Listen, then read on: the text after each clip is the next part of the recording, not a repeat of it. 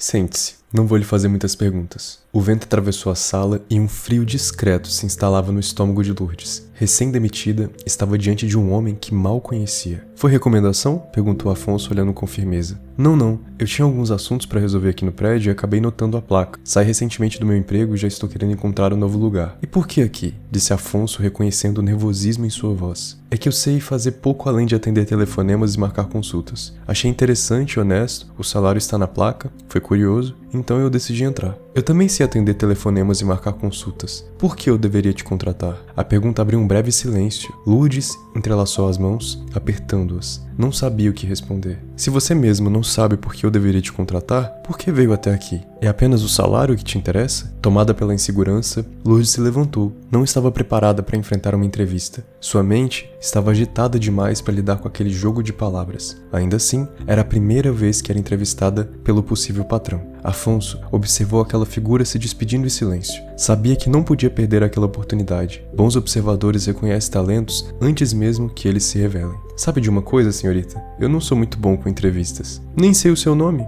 É a minha primeira vez. Poderia me dar uma segunda chance? Ela parou diante da porta e se virou lentamente. Cabelos castanhos claros, vestido florido. Foi um começo incomum. Meu nome é Lourdes, e o seu é Afonso, certo? Estava na placa. Vamos ao ponto, disse ele, com perguntas mais diretas. Eu não quero alguém que apenas entre por aquela porta para marcar consultas e atender telefonemas. Eu preciso de um ser humano completo. Você me entende? Confusa com as palavras, Lourdes voltou a se sentar. Quando o senhor diz um ser humano completo, a que realmente se refere? Alguém que limpe o lugar? Fique tranquila. Acho que posso te explicar melhor em um ambiente mais informal. Que tal um café? As palavras soaram como uma ofensa. Não estou aqui para gracejos. Uma dica profissional. Nas próximas entrevistas, seja mais direto com as suas necessidades. O mundo real é prático, e se estiver falando sério, tome cuidado. Muitos podem se aproveitar desse tipo de discurso. Talvez seja melhor começar em uma empresa maior. Pode ser que ainda lhe falte experiência. Observando, nos tornamos mais profissionais, mais objetivos. Afonso sorriu levemente. É verdade, Lourdes. Observar é algo que gosto muito de fazer. Obrigado pelo conselho. Ela saiu da sala pensativa. Que tipo de conversa havia sido aquela? Sentiu pena do rapaz tentando bancar o terapeuta em plena entrevista de emprego. Sorriu meio envergonhada pelos conselhos que dera e pela forma como desistira tão rapidamente. Nunca tinha visto tamanho amadorismo. Ainda assim, algo insistia em permanecer. Nada tirava da sua cabeça a sensação de que, de algum modo, já sabia que um dia trabalharia ali. O curioso é que nem sempre as melhores coisas acontecem como planejamos. Meses depois, ela já estava naquela empresa. Destino?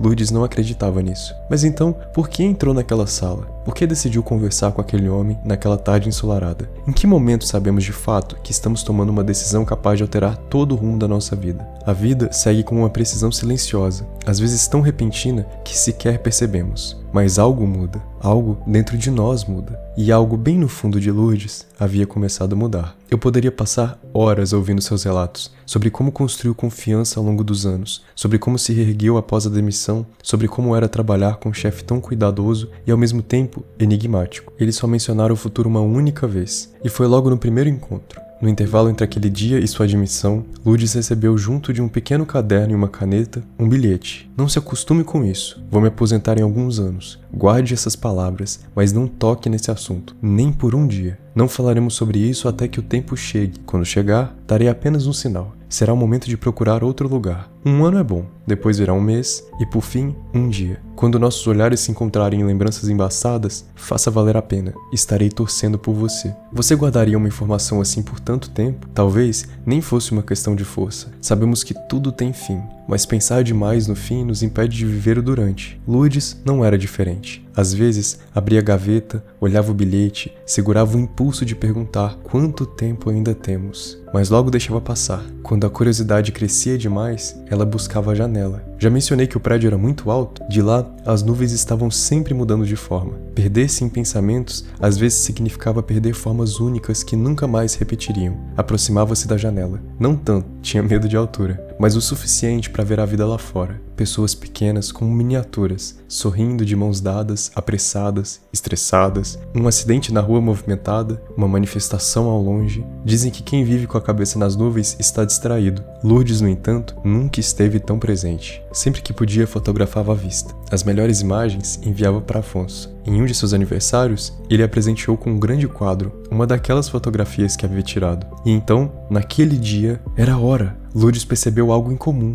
Nunca havia fotografado um dia nublado. Não era como esperava, mas talvez fosse sua última oportunidade de registrar uma primeira vez. Curioso, pensou. Caminhou até a gaveta, pegou a câmera, ajustou o ângulo. Será que apareço dessa vez? Murmurou. Acho que gostaria de me ver nessa paisagem. Hesitou. E se eu gravar um vídeo? Assim, quando a memória falhar, eu posso voltar aqui. Pressionou o botão. A gravação começou. A voz saiu embargada. Olá, Lourdes do futuro. Este é um registro do seu último dia. As lágrimas vieram, mas algo mais também. Água, fria, tocando seus pés. Não eram lágrimas. A câmera caiu no chão. O susto a paralisou. O que estava acontecendo naquela sala? A porta se abriu abruptamente. 2 homens entraram. Sai agora. Precisamos evacuar o prédio. Desorientada, fragilizada, Lourdes foi conduzida às pressas pelas escadas. A cada degrau, a confusão aumentava. O que estava acontecendo naquela sala?